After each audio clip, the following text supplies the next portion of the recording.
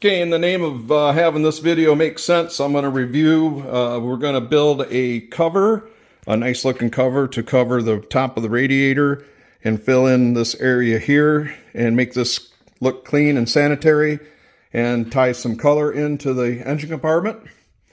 And it's replacing this piece, which was a bought polished aluminum piece, and it had a hole in it for a hood latch for a stock hood, and I have a fiberglass GlassTech cowl hood that I use, so that didn't work out too good. So that's what we're doing. And in I think if you look back 3 videos, I explained the pattern and making the pattern for this. So this is where the video picks up. So enjoy. Okay, so now I've traced it all out, and this will lay on top of the radiator, and that's where I want my dimple holes. And this will be here will be a hopefully a lip that will curl over the radiator. And then the piece stuck out underneath quite a bit farther. I'm going to cut it out, and then I'm going to trim this to fit where the fender mounts to the core support. And this will be where the hood pin goes. 1 bolt here, 1 bolt here, and then this is where the other hood pin hole is. And I think that'll be enough to hold it in place. This will slide underneath the lip of the front cover. So I'm going to cut it out. So basically there's the pattern, and there's where I'm going to have my dimple die holes, and then underneath there I might put some carbon fiber on this surface here, and the holes will show the carbon fiber. And I need to make a adjustment here so it follows closer, but you just use some tape, get it lined up, and I fill that in with tape. And then to find somebody that has a same thing over here, I can make a fine adjustments. Find somebody that has a shear and a brake, and get a piece of aluminum, and that'll be nice.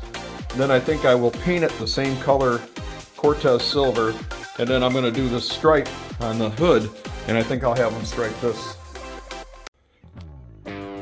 So phase 2 of making this cover for the engine, now you can kind of see where I'm going with this. This is just a piece of kind of crappy stock car aluminum stuff that we had on hand, and we kind of cut it out, and now I've made some fit corrections. Even though you make a template, they always are best guesses. We're going to shear here at this line, and we're going to correct this one. The cutout for the fender tab is pretty clean on this side, and it was a little off on this side, so made a correction there. And then squareness on the radiator, I had to make a correction there.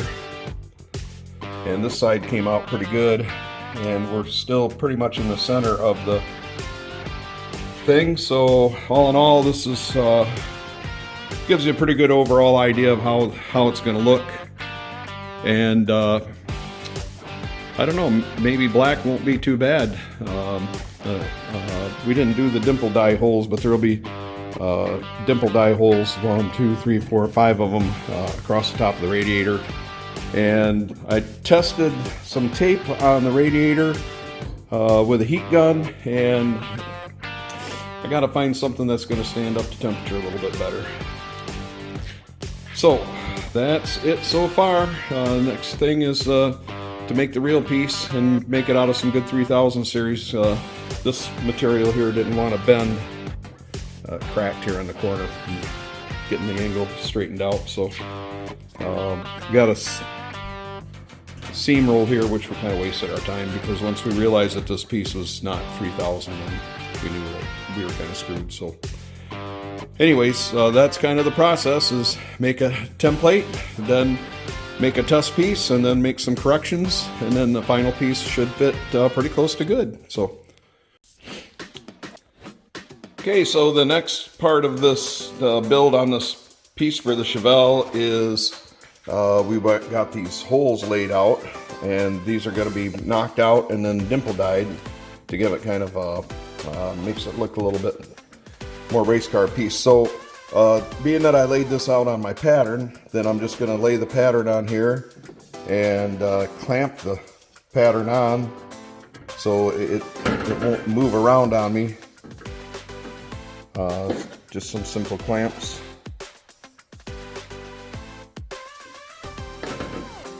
And then I just use a punch.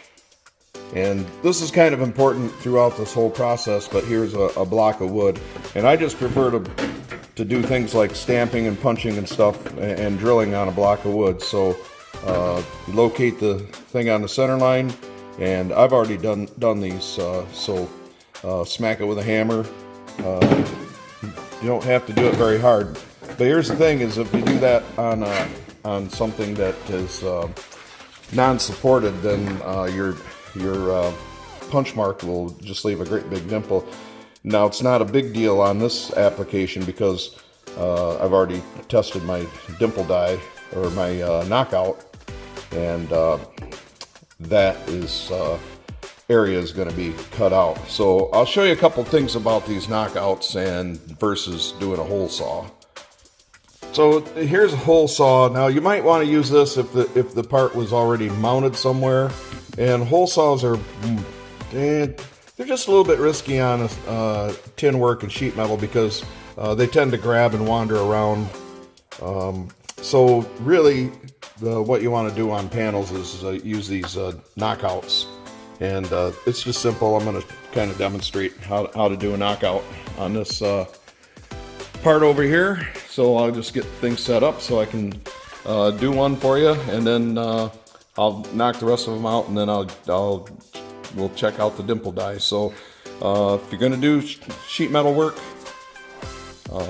and make cool looking parts, this is not a very expensive set. You can get Greenlee, which is very professional, but that set's going to run you a few $100s probably, and for doing it once in a while, and aluminum and anything like 18, 20, 22 gauge, these sets here work real well. They're I bought this off Amazon. It was like $60. Okay, so I can't stress enough keeping your work on a block of wood if you can. And this is the style drill I'm going to use, and I highly recommend these. A twist drill will grab, and it will leave like a square hole, and it will grab the part and then twist the part, and then it will kind of dimple the area that you're working in. So if you don't have these, I would recommend getting a set of those. And also, it's several drills in one, so that's another big advantage. So we'll just punch through.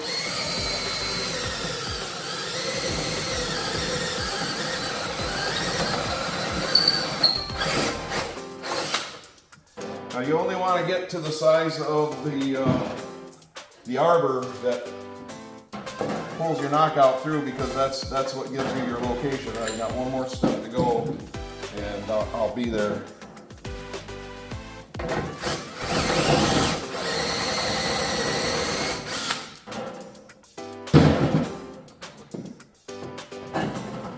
We got it. Clean all the chips off and stuff, because you don't want to trap anything in there and mar the finish.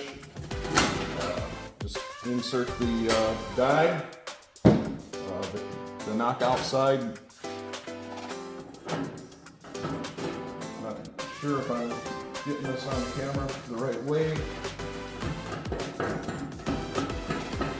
Hopefully I am. Get it up there by hand. Now once you get it up there close, don't turn the cutting side anymore. So in this kit that I bought, this set came with a really nice wrench, ratchet wrench. So let's see if I can get it to turn here. You just start cranking away.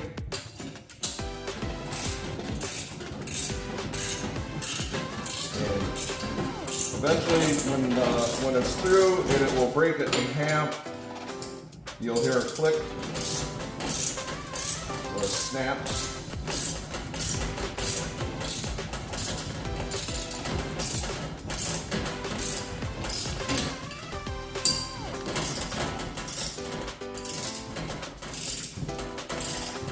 There it is, snap. Give it a couple more. Now you just turn this around.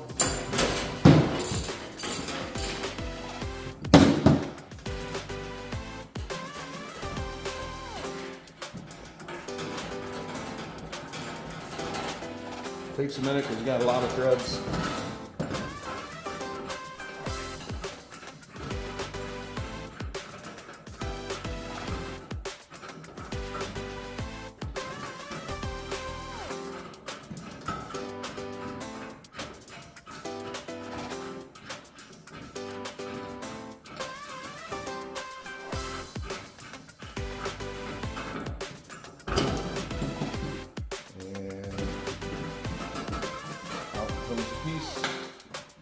Pull the cutting side out,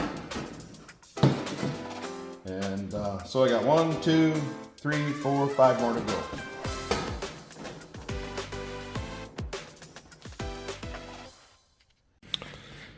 Okay, so here we have the test piece that we used to make some alterations on and check the fit of the part. Here's the pattern. And next I'll transfer these dimple die holes over to the real part. So I'll show you the real part. So this is going to be the finished piece. And it has a plastic film, protective film on it, so that's why it kind of looks kind of messed up. But this is a black with some metal flake in it, but I'm going to paint it. But anyways, if I don't get around to painting it, though, I can always just go with this for the time being. But I've got paint on the way, so I'm sure it's going to get painted. But still got a little adjusting to do on the fit here. And this side's pretty good. This is what I wanted. And the hood pin holes, finding these holes and getting the radiator back in place, that was a little bit of a chore. But it's done. So I'll show you how we'll get those dimple down. So basically, with the piece off the car, I'll just lay this pattern on. These are already laid out and centered up. Just verify that they're centered up on the radiator, which I did earlier. And then when I get the piece off, then I'll lay a block of wood underneath here and just center punch each one. Then you drill a lead hole big enough for the bolt to go through for the knockout. Then you knock them out, and then you squeeze them with a dimple die, and then just do a little finishing and get ready for paint. So there you have it. So I'll when I get to the next step, I'll continue the video. Okay, so the final step on this part is the dimple die. And center it up on the hole, and then using the die side in so you get your cup going in the right direction. You just simply run the bolt in.